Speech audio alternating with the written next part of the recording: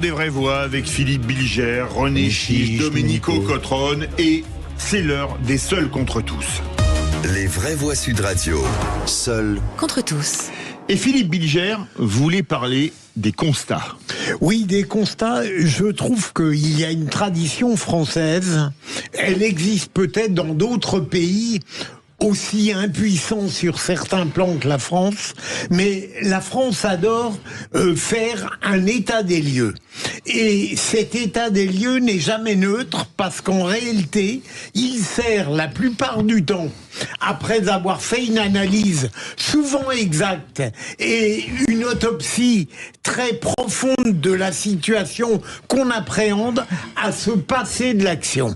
On a une multitude de constats et le pire, c'est qu'on les renouvelle assez volontiers. Combien d'affaires, combien de situations ont été couronnées par des constats qui avaient déjà été faits et on dit à chaque fois, voilà, on sait ce qu'on va faire. Le problème, c'est qu'on ne veut jamais tirer des conclusions opératoires, des constats, comme si en réalité on était dans une douce paresse étatique et que le constat nous donnait l'impression, comme la loi d'ailleurs, souvent, d'avoir accompli une action. J'espère être approuvé.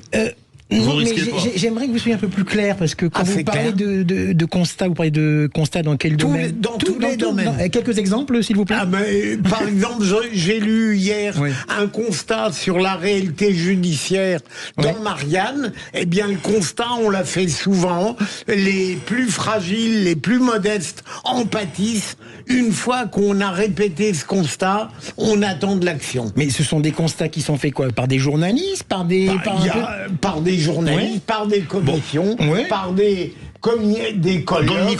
Voilà. Moi, vous êtes d'accord pour faire des constats inutiles, ça fait partie tout au long? Non, pas spécialement inutile, mais je pense que des constats, d'abord, ça fait partie de la réflexion un petit peu intellectuelle. Je trouve qu'un constat... Non, sérieusement, on peut faire des constats. Et ça n'empêche pas que... Pas à chaque fois, bien sûr, ça n'empêche pas que ça peut entraîner des actions concrètes sur le terrain. Mais quand c'est jamais le cas, mon cher René. Ah ben non, mais là, vous globalisez, vous dites que tous les constats, toutes les réflexions, même vous parlez aussi, par exemple, j'imagine, d'audit, de choses comme ça. Bien sûr. Non, vous pourriez me citer un constat qui a abouti à de l'action? Oui, je sais pas, vous avez des constats, par exemple, je sais pas, sur l'environnement, sur même l'immigration, sur la sécurité, qui ont entraîné parfois des choses. Même sur l'éducation, on peut pas dire que tous les constats, toutes les études, c'est mon opinion, mon cher Philippe. Non, c'est mon opinion. Moi, je pense, Philippe, que c'est le problème de la schizophrénie française. On est tous là à faire des constats en disant la justice ne va pas, la police ne va pas.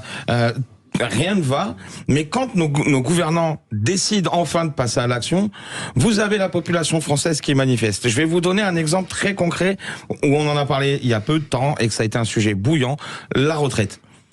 Tous les Français sont d'accord en disant on constate que notre système de retraite a un problème. Le constat, il est fait par tout le monde. Dès que le gouvernement va prendre une décision, vous avez les mêmes Français qui constatent qu'on a un problème, qui vont dans la rue en disant... Ça prouve bien qu'après ce constat, il y a des décisions qui ont été prises quand même. Oui, mais derrière, c'est la vie, la société, derrière, on fait marche arrière en disant, hop, les gens crient... je suis d'accord, mais ça, après, c'est le débat dans la société. Au départ, il y a un constat. Mais vous avez fait avancer le débat, contrairement à mon ami René. Réellement, vous avez dit, c'est très juste, Domenico, le constat en général, c'est pour dire que tout va mal. Mais en réalité, l'action n'est jamais accomplie pour améliorer. Philippe Bilger, je vais vous poser une question.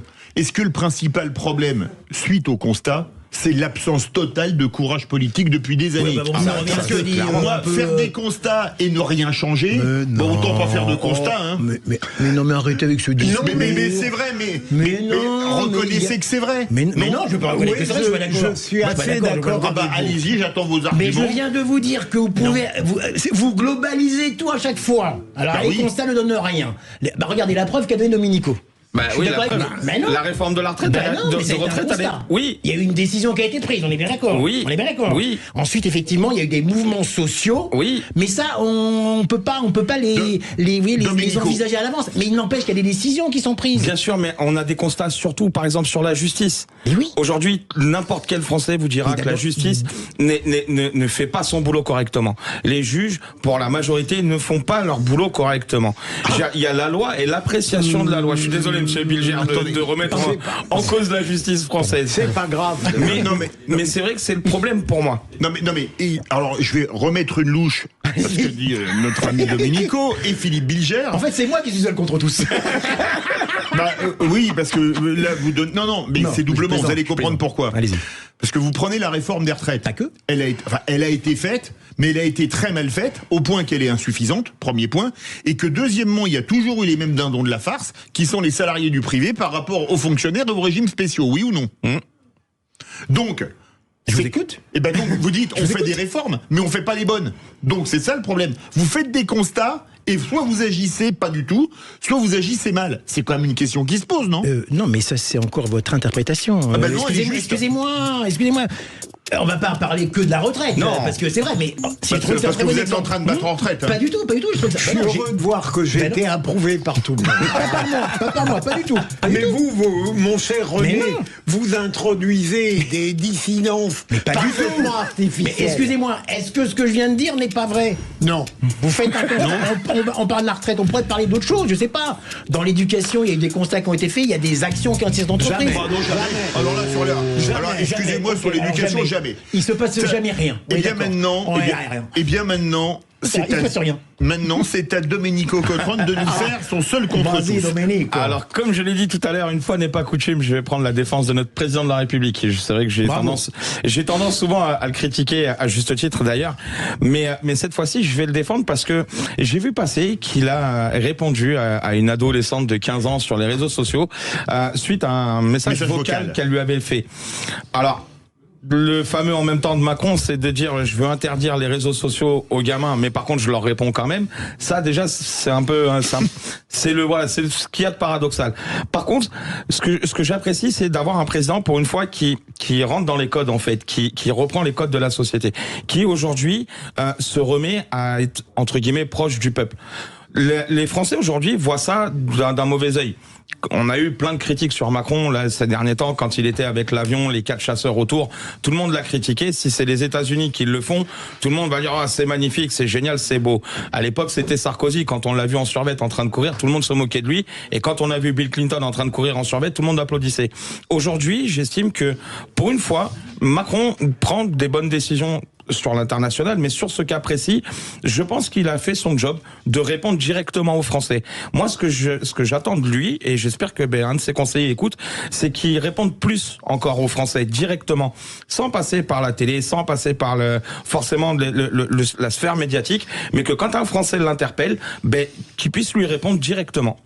Oui, mais d'abord, Domenico, on a longtemps reproché au président de répondre directement à des citoyens. Mais là, j'aime beaucoup votre point de vue, d'abord parce que vous montrez que, contrairement à certains, vous savez évoluer, et que lorsque vous comparez à Leonarda, ça n'est pas pareil, et c'est un point important. Quand on voit bien le message de cette jeune Fatima, il est très correct. Et donc, il n'est pas vindicatif. Non, il est très correct. Oui. Non, c'est clair. Voilà. René Chiche. Non, mais moi, excusez-moi, j'apprécie en plus Macron, moi, oui. Mais alors, je trouve que cette réponse est affligeante. Je trouve qu'en plus, vu le contexte actuel, c'est pas s'abaisser à répondre comme ça à quelqu'un. C'est sur X ou c'est sur Instagram, je crois. Non mais franchement, le président de la République actuellement, il a pas d'autre chose à faire que de répondre sur Instagram. Moi je trouve cette façon de vouloir soi-disant être proche des gens parce qu'on répond maintenant sur les réseaux sociaux. Vous voyez, alors moi il y a rien de pire que quelqu'un qui joue là-dessus pour se dire proche des gens et des Français. C'est pas ça pour moi être proche des gens et des Français. Non, je pense pas que il a voulu jouer le rôle de un peu. D'ailleurs, il veut un peu se Trumpiser aussi là-dessus parce que Trump il est très très fort là-dessus. Oui, Donald Trump est très réseaux sociaux. Voilà, exactement. Moi, je suis d'accord avec vous là-dessus. Mais il y a une énorme différence entre les deux. Mais Philippe Bilger dans le micro, c'est mieux. Continuez à errer, mon cher René. Continuez à errer. Je vous demande de me présenter vos excuses. Non, moi je pense pas qu'il ait voulu faire la personne proche du peuple. Non mais si. Mais il a voulu. Mais je vais remettre mon grain de sel. Mais oui. Il a voulu faire judge, montrer qu'il était proche des Français, des adolescents. Mais on n'attend pas ça d'un chef de l'État. À nouveau, vous montrer à quel point sérieusement vous mettez tous sur le même plan. Ah non, il a raison là. Carlito, ça n'a rien à voir avec Fatima. La réponse qu'il fait à Fatima, elle est fine, elle est normale, elle n'est pas démagogue. Tandis qu'il y a d'autres exemples que le président a vécu qui auraient été catastrophiques. Philippe, vous êtes encore, pardonnez-moi, mais encore dans l'ancien temps. C'est-à-dire que vous voulez un président à la François Mitterrand qu'on voit toujours habillé en costume, cravate, et qui ne sort pas des clous de sa présidentialité. Moi, personnellement, d'ailleurs, c'est faux. Il fait souvent des trucs sur les réseaux sociaux. Macron, c'est bien sûr, mais c'est ce que j'aime moi en fait, c'est de voir quelqu'un qui aujourd'hui reprend les codes du peuple en fait, tout simplement. Regardez, je vais être très simple et très factuel. Philippe David, comment j'ai atterri derrière ce micro ? Je vous ai contacté sur les réseaux sociaux, vous m'avez répondu. C'est comme ça que se crée un échange. Aujourd'hui, est-ce que c'est ce qu'il a fait de mieux c'est pas gentil. Mais avant, c'est vrai que je me demande comment vous l'aviez recruté. Avant, ça marchait beaucoup par les pistons, etc. Aujourd'hui, les réseaux sociaux sont importants. Oui, non, mais ça n'a rien à voir là. Non, mais j'estime que un président de la République est capable, par les réseaux sociaux, de discuter directement avec le peuple. Désolé, je vais vous répondre, Domenico, mais après, je vais laisser répondre. Moi, je pense que trop de communication tue la communication. Alors, c'est sûr que je suis un ancêtre par rapport à vous, sauf Philippe Bilger, qui a même connu Napoléon III et Jeanne d'Arc aussi, bien sûr, ça va de soi, mais il était très jeune sous Jeanne d'Arc. Et moi, je pense que, désolé, ça va paraître ringard, mais dans l'esprit des Français, le président de la République, c'est le successeur des rois de France. Donc il a quand même un côté un peu sacré et sa parole doit être rare parce que si on l'entend tout le temps, à mon avis c'est ce qui a tué le quinquennat de Sarkozy, c'est qu'un chien se faisait écraser au fin fond de la France, pratiquement il allait dans la cour de l'Élysée pour s'exprimer. Mais on n'attend pas ça d'un président de la République. Je suis absolument d'accord avec vous alors que j'apprécie Macron. Mais là je le trouve ridicule et affligeant. Vous voyez, autant on l'a critiqué quand il avait ses lunettes de soleil. Là. Il y a plein de gens qui l'ont critiqué. Il avait un problème à un œil. Il y a beaucoup de gens qui l'ont critiqué. Je trouve stupidement. Ça je suis d'accord. Ridicule. Parce que si on a un œil qui est gorgé de sang, autant mettre des lunettes noires. Là, vouloir soi-disant établir un contact sur Instagram avec une jeune fille qui lui dit la guerre, elle parlait de la guerre en fait. Ouais, bien sûr. Mais d'abord, moi je trouve que c'est tellement abaisser le rôle du président de la République, abaisser son image. Mais pas moi je tout, suis un peu pour ça. Mais on lève pas très peu de lignes, mais il explique de manière limpide la position de la France. Alors donc il a besoin de répondre à une jeune pour expliquer la politique de la France. Voilà une jeune fille qui... Écoutez, je vous écoute. De ma vie, de toute ma vie, et vous aussi d'ailleurs je crois, je n'ai jamais laissé un message sans réponse. J'ai répondu au courrier, et donc de la part du président, je trouve... Mais pourquoi vous riez? Arrêtez de vous caricaturer vous-même. Il est normal que le président ait répondu à une question dite avec délicatesse. Merci Philippe. Tout peut arriver.